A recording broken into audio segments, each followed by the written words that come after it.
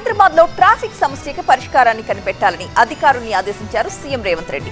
Signal free corridors లక్ష్యంగా పనిచేయాలని దిశానిర్దేశం చేశారు ఆయన. అలాగే డ్రగ్స్ నిరోధం, భద్రతా కమిటీలపైన కూడా కీలక సూచనలు చేశారు.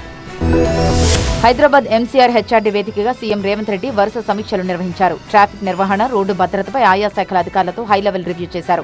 ట్రాఫిక్ క్రమబద్దీకరణను సమర్థవంతంగా పర్యవేక్షించేందుకు ప్రత్యేక బ్యూరోను ఏర్పాటు చేయాలని సూచించిన ఆయన ప్రతి 3 నెలలకోసారి సమీక్ష చేయాలని ఆదేశించారు. సిగ్నల్ ఫ్రీ వ్యవస్థను అందుబాటులో తీసుకురావడానికి కృషి చేయాలని, అవసరమైన ప్రాంతాల్లో అండర్ పాస్లు, ఎలివేటెడ్ కారిడార్లను నిర్మించాలని అధికారులకు ఆదేశించారు సీఎం రేవంత్. అలాగే ఔటర్ రింగ్ రోడ్డుపై ప్రమాదాల నివారణకు చర్యలు తీసుకోవాలన్నారు. ఓఆర్ఆర్పై నిబంధనలకు విరుద్ధంగా ఎక్కడ పడితే అక్కడ వాహనాలను నిలపకుండా పర్యవేక్షించాలని అధికారులకు సీఎం రేవంత్ సూచించారు. మరోవైపు డ్రగ్స్ నిరోధం, భద్రతా కమిటీలపైన అధికారులకు సీఎం రేవంత్ రెడ్డి కీలక సూచనలు చేశారు. డ్రగ్స్ నిర్మూలనపై ప్రభుత్వం సీరియస్ గా దృష్టి సారించిందని చెప్పారు.